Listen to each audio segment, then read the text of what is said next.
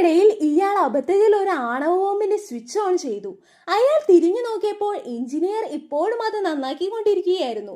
അപ്പോഴാണ് ബോംബിൽ നിന്ന് പുക വരുന്നത് അയാൾ ശ്രദ്ധിച്ചത്. പെട്ടെന്ന് വിഷവാതകം മൂക്കിലേക്ക് കടന്നതോടെ അയാൾ ബോധരഹിതനായിട്ട് നിലത്ത് വീണു. ബോംബ് ഓഫ് ചെയ്യാൻ കുട്ടികൾ അയാളുടെ അടുത്തേക്ക് ഓടിച്ചെന്നു. ആ പെൺകുട്ടി വേഗത്തിൽ ബോംബിന്റെ മൂടി തുറന്നു.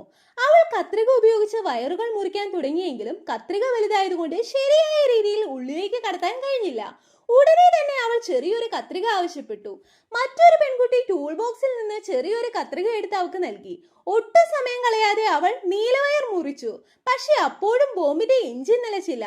പിന്നീട് താഴെ മറ്റൊരു വയർ കൂടി അവൾ ശ്രദ്ധിച്ചു. അവിടെ എത്തുക എന്നത് വളരെ പ്രയാസകരമായിരുന്നു.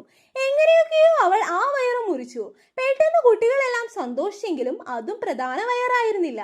എഞ്ചിൻ മുമ്പത്തേക്കാൾ വേഗത്തിൽ പ്രവർത്തിക്കാൻ തുടങ്ങി. മെഷീനുകളെല്ലാം പൂർണ്ണമായി പ്രവർത്തിച്ചു തുടങ്ങിയതോടെ കുട്ടികളെല്ലാം ഭയന്നുപോയി. കൃത്യം ആ സമയത്ത് ഒരു കാക്ക ബോംബിന്റെ അടുത്തേക്ക് പറന്നു വന്നു. അത് തന്റെ കൊക്കുകൊണ്ട് കൊത്താൻ തുടങ്ങിയതോടെ നടുവിൽ ഒളിഞ്ഞിരുന്ന ഒരു വയർ പുറത്തു വന്നു.